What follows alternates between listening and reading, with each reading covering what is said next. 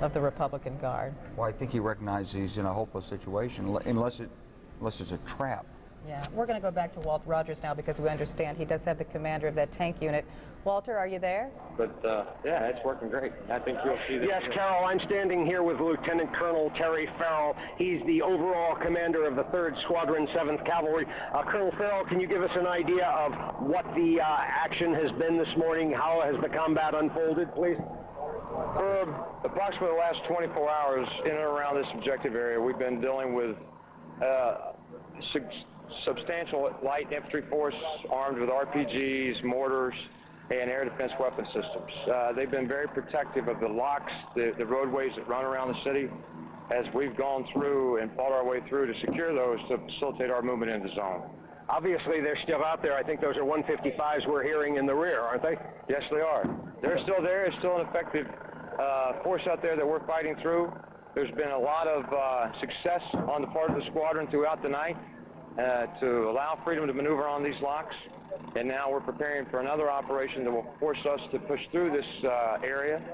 And we're just prepping that. That's what you hear now. What was the unit size that you faced over there? Do you think it was battalion strength? And were you surprised by the resistance the Iraqis put up? No, I was not surprised by the resistance at all. I mean, they're fighting, and we expect them to fight. It was about a battalion size. It's approximately 300 dismounts or more with RPGs and mortar systems.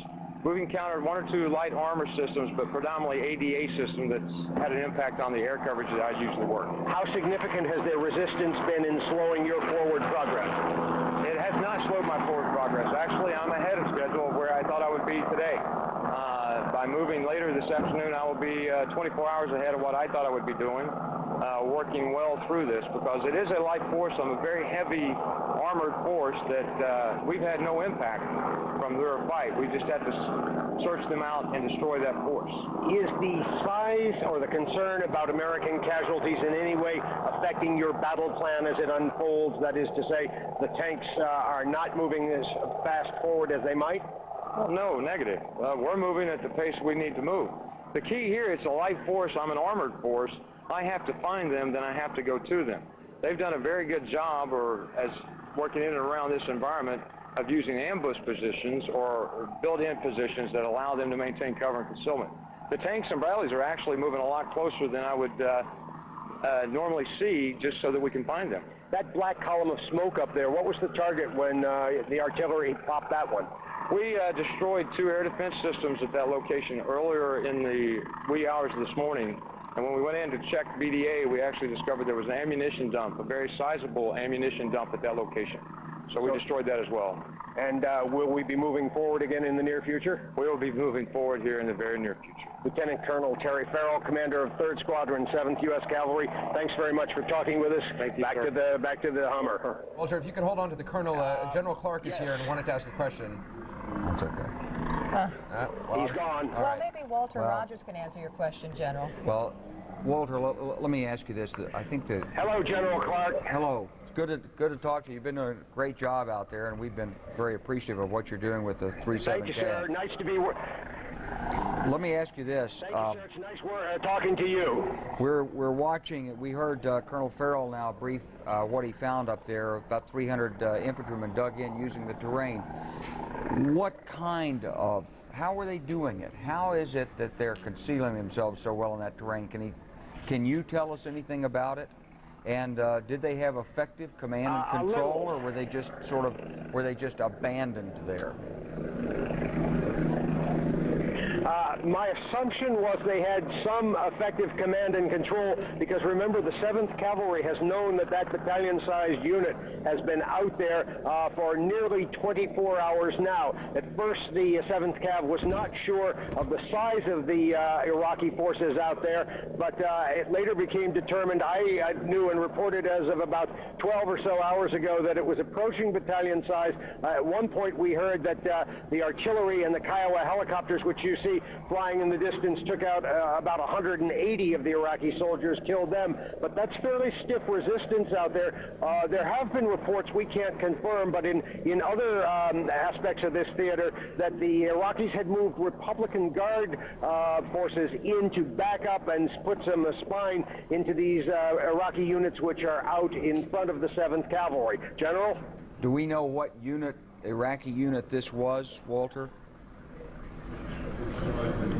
At this point, we don't know, but as you heard the general say, and I won't go further than what he did about our location, but there are canals ahead of us, and what the Iraqi unit has done has tried to use these natural obstacles as a wall Walter? to try to stop the advance of the 7th Cavalry. Walter? Again, they've only taken a prudent pause. Yes, Carol? Walter, I'm sorry, I'm going to have to interrupt. The Iraqi Information Minister, Saeed, right? Saeed Sahaf is speaking now, and he's talking about Qasr, where there is a firefight ongoing. Let's listen to what he has to say about this. This is the fourth day of this military aggression that is being perpetrated by the superpower accompanied by Britain. This is the fourth day, however, and they've been lying to the whole world, but the media has been able to refute their claims.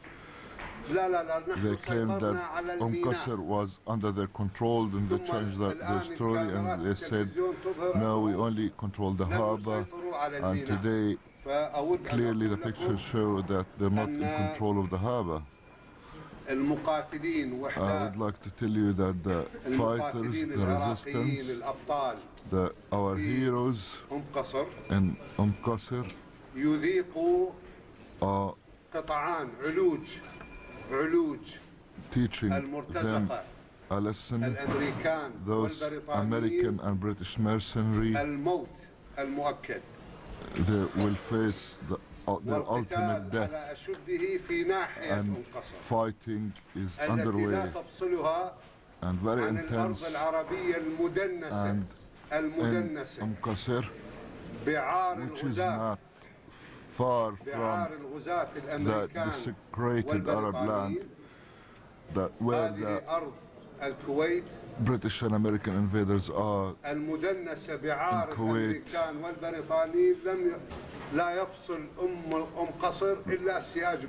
There is only a fence between Qasr and the other side. The Iraqi fighters for the first day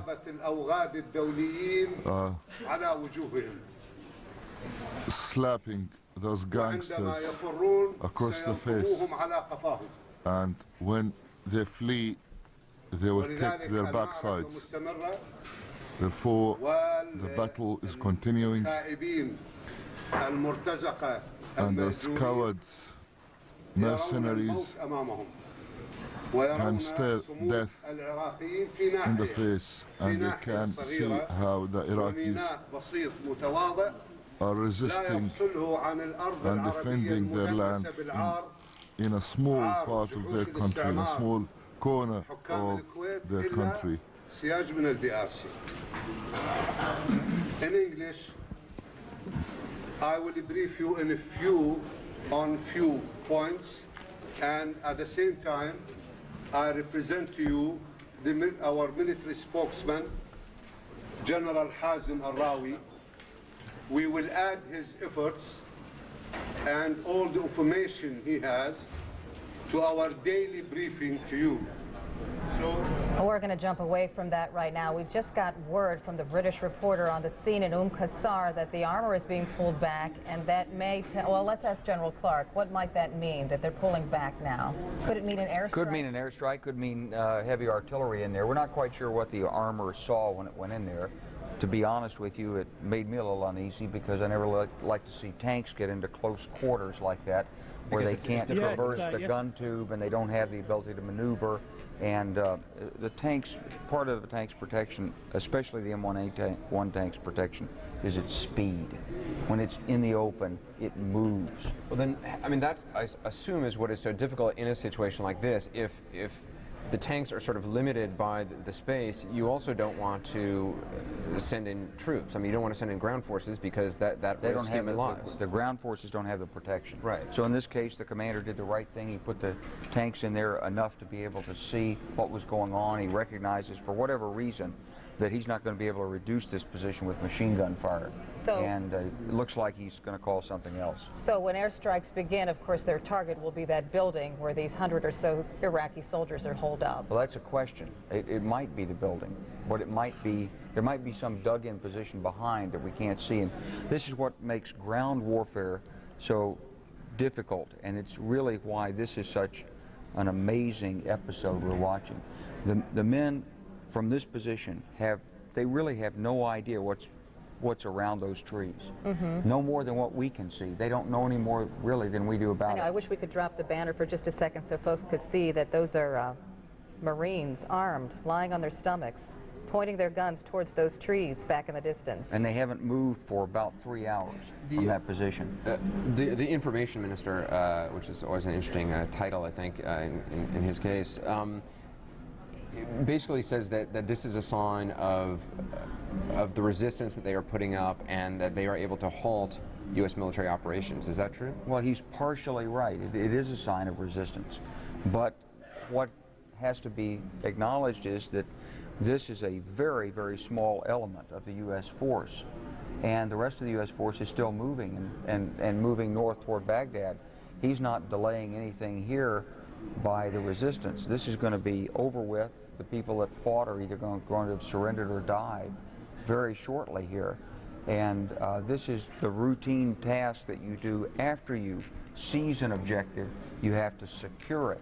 You have to clear it of the enemy. And this is an example of what we're going to be seeing for the duration of this war, don't you think? I think this is a foretaste of what we're going to see in the built-up areas on the outskirts of Baghdad. In other words, the terrain is complex. This is not open desert. You can't look from a distance and assume that you know what's out there. Behind every rise in the ground, there could be a bunker system. Within a grove of trees, you could have an enemy anti-tank gun or tank. And when you get resistance, you have to focus on that resistance and either eliminate it or effectively seal it off. But For viewers just joining us, I'm sorry to interrupt, but that building, we've been talking a lot about it since we've come on the air, and if you're just joining us, inside that building, General Clark, from your perspective, because you've been here longer than we have, what's going on inside that building? Well, apparently the Marines came here in the very early morning of Sunday morning Iraqi time. They got fire, they thought, from that building. They hit the dirt, they returned fire. It took a while to get in contact with the tank platoon. They brought the tank platoon up from our right flank as we see it. The tanks came into the area. The tanks received fire, a little bit of machine gun fire. They returned fire. They discovered that there were Iraqi soldiers in a trench line and bunker system off to the right. The camera's sweeping away from it, but off to the right. And they returned fire on that. And then they moved in front of the house. They got a little bit of return fire out of the house. They blew part of the roof of the house off. Part of it, the left side of the house has a little 3-story tower on it. They shot the tower with cannon. And then they moved into what looks like the courtyard or the environs right around the house. All 4 tanks went in there. They met a Republican Guards commander who reported that he was going to surrender. They then backed out. And now we understand, we don't know whether it was a surrender of one person, surrender of a unit. Apparently it wasn't a surrender of a unit. And so this is the sort of fog of war and the friction of war down at the bottom. So now those tanks have been pulled back, and we don't know exactly what's happening next, but we can guess. Presumably, they're going to need more firepower to deal with that force, and they presumably did not surrender. We did not see a bunch of guys sit down or come marching out. And if an airstrike is called in, what is the process for that? How long does it take? How does it work? Well, the unit will go through its chain of command 1 or 2 levels up. There'll be a liaison officer there who is on an Air Force or a Marine Air Net who will actually talk the aircraft in. Then they'll either use the grid coordinates of this building with the reference of what it is around the building they're attacking, or perhaps they'll have a laser designator and actually put a laser spot where they want the bomb to be dropped. It'll be done with a visual identification of the target. One moment, we're going to go back to Walter Rogers, who is somewhere in south central Iraq with the 7th Cavalry. You have an update for us, Walter. What is it? Yes, Carol, I was talking with an officer in the 7th Cavalry here about the kind of resistance they're meeting on the road ahead of us. And what you can see is that big plume of smoke rising. That was an Iraqi ammunition dump. The problem with the advancement at this point is that when the Kiowa helicopters, the reconnaissance helicopters, go forward, they're taking an enormous amount of small arms fire in the direction of that smoke cloud. We do not know how many Iraqi soldiers are still up there, but one soldier described the situation that when the Kiowa helicopter flew over, it was akin to, in his words, Black Hawk Down. Now, none of the U.S. Kiowa helicopters have been shot down, but anyone who saw that movie can attest to how much fire these helicopters are coming under when they move forward. General Clark was earlier asking two questions, one of which we have the answer to. That is the nature of the cover which the Iraqis have taken. It's a small grove of trees with mixed buildings. It's very difficult to see the Iraqis in that position, but their position is small, low trees and mud buildings. Now, the unit, we've tried to find out. Okay, Walter, we're going to break away now and go back to Qasr. We're told an airstrike may be coming. That may be why we're seeing some movement of this cameraman in front of the lens. Again, this is a situation we've been watching now for several hours. What should we be looking for, General Clark? Well, the first thing you're going to see is the bomb hit. And unless the cameraman rotates up and you can see an aircraft. But this aircraft could drop from 20,000 feet. You might not even see the aircraft that drops that bomb. It depends on the type of aircraft. They're apparently warning everyone in the scene. That's why you saw the cameraman get up to get behind a wall, assuming that's for protection from any fallout. Yeah, well, this is a 2,000. If it's a 2,000-pound bomb, it's got quite a large danger zone around it. Yeah, I was just going to ask you that. I mean, will a protective wall really protect them? It will, but you'll still feel, probably from this distance, and I can't exactly say the distance, maybe 1,000 meters, maybe 1,200 meters, maybe 1,600 meters out to that house. It's really hard to say through the camera, but You're switching back to your military measurements in meters. We always use meters. And you should feel a shock when it comes in, if it drops on that house with a 2,000-pound bomb. You know, it's kind of hypnotic watching these pictures. I mean, as we've discussed, this is unprecedented. Just seeing this kind of thing, especially for the American public. What does the camera not capture? I mean, for the Marine who's lying on the ground watching this through a scope, who has been laying there for 2+ hours in the heat and in the fog of war, what are we missing? Well, you're getting a good wide-angle view here, but you don't have the optics to be able to really see what, let's say, a tank sight would see looking at that. And the key in a battle like this is you need a lot of eyes on the target. And you have to look very, very closely at the target. You have to study it. And you may not at first see what's there. And it takes a lot of different people looking from a lot of different angles. The other way to do it, of course, is you can just start walking toward the target. And at some point, people get hit if they're still there. And we don't do that anymore. So we try to really distribute binoculars down. We try to use optics. We could have brought something like it, if we'd had here in this case the OH-58 Delta that the 37 Cav has, we could have brought an OH-58 Delta in, and it's got great optics. It could hover, it could move from angle to angle and really tell us what's out there. So whatever information is gathered in those ways goes back to the Marines who are lying there on their stomachs on the ground somehow. Well, we hope it does. But we're not sure exactly what the information is that's been exchanged between the tank platoon and the Marines. That's on the ground. That's always an issue because everybody's very busy. These radio nets are full of discussion all the time, and it's push to talk, and so it's not like a telephone. One person talks, everybody else listens, and people are fighting to get onto these nets normally and explain what they need, what they see, where they are. and so forth. This is And a very lack stressful. of clear communication. We can hear planes, planes. Let's now.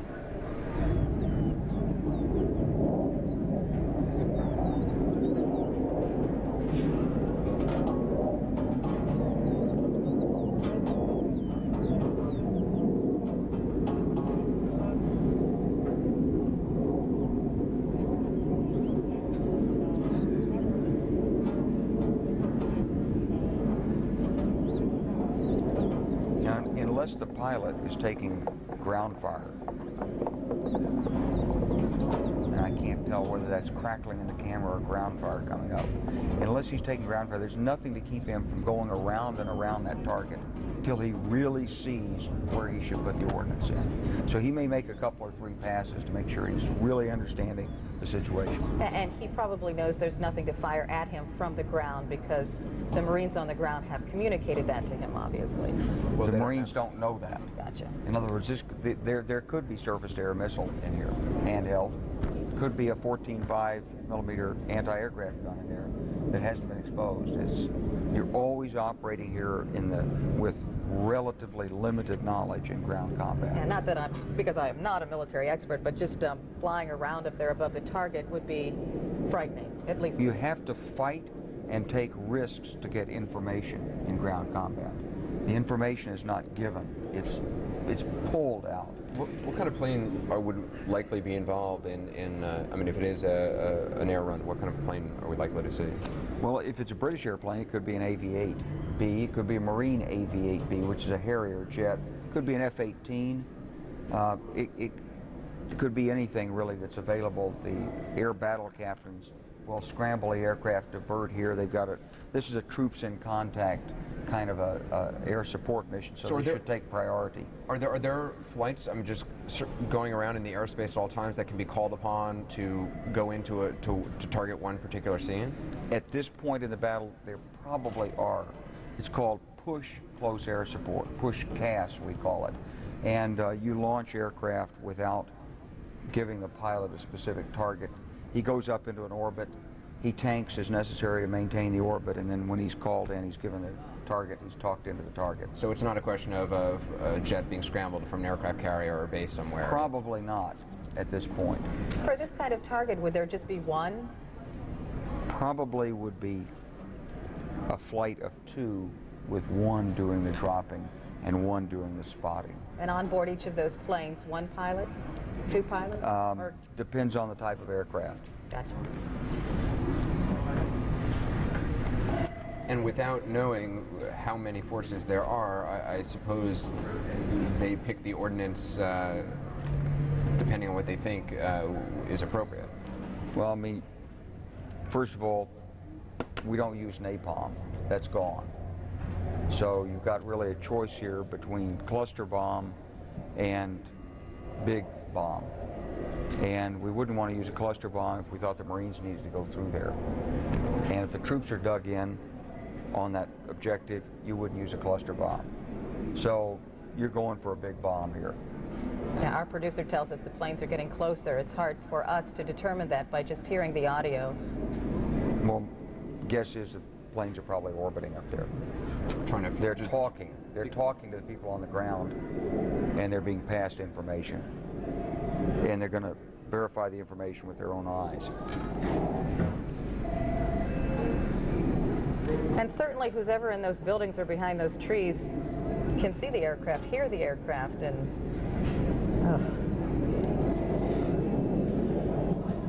And this is the sort of thing commanders, I mean, used to only see in military centers. I mean, back when you were active duty, I mean, you used to kind of observe these sorts of things in war colleges. And You train this. This is training at 29 Palms or the National Training Center at Fort Irwin. You practice getting into a situation. You have a force out there. You call in the close air support, and they drop for you. But a higher level commander, until now, wouldn't see it unless he happened to be there.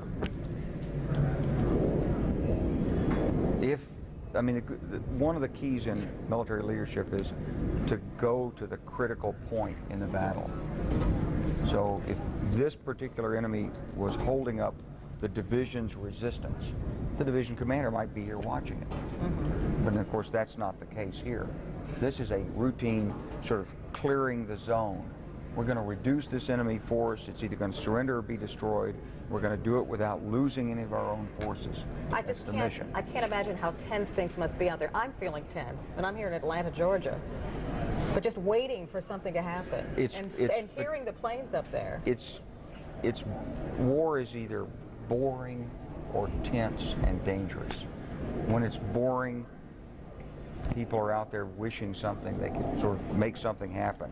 And then in the case when they're really tense, they wish they weren't there. This is okay here. The problem here is to keep the attention level. Troops are tired.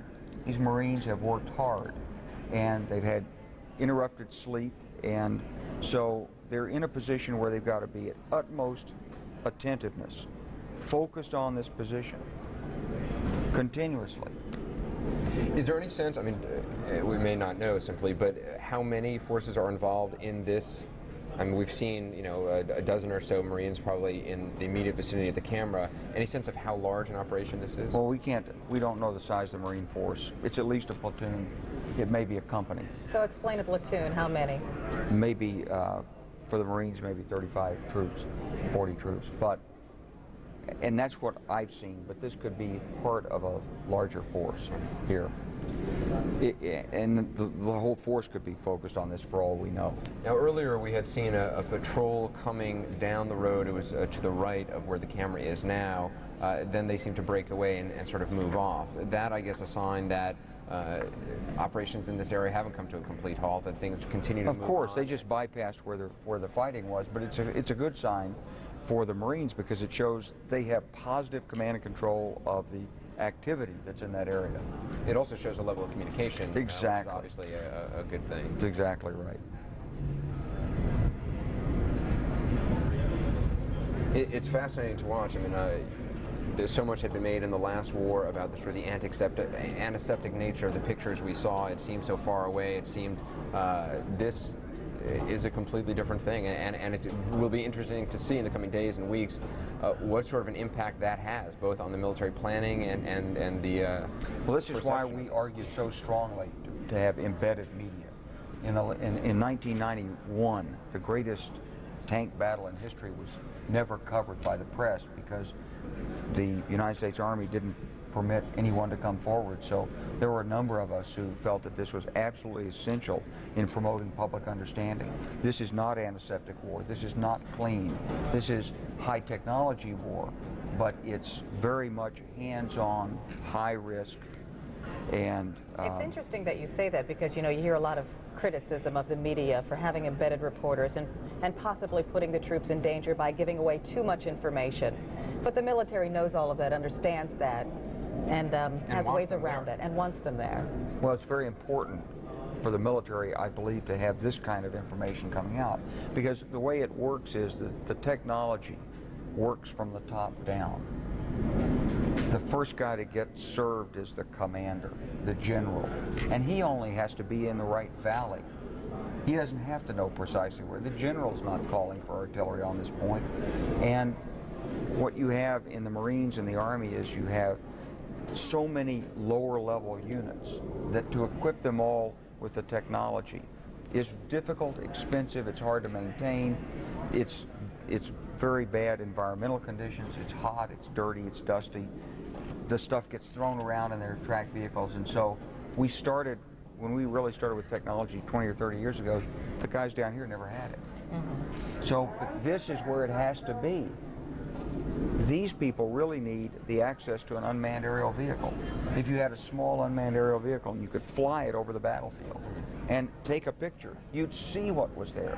You wouldn't have had to drive the tanks into the grove of trees and risk the tanks in there. Going back to the Iraqi troops that are holed up inside that building or perhaps around it, we have heard that we don't know the condition of Saddam Hussein, and maybe his military is in disarray. What does this tell you about that aspect of this war? Is this an organized thing? Well, first of all, you always have to respect your enemy. Human beings are human beings, and some are more courageous than others. And even in an army that's where it has deteriorating command and control and inferior equipment, you'll find brave people. And they will oppose you if they determine to do that, even knowing that ultimately there's not much chance for their success and that this won't make any difference to the outcome of the war. So this may not be part of some grand military plan. Oh, it is. It is on the part of Saddam Hussein. He would like to stall us here. He'd like to use the vastness of Iraq to soak up the American forces, force the American forces to expend manpower. I hear yelling Use up now. their supplies. They hear it coming in.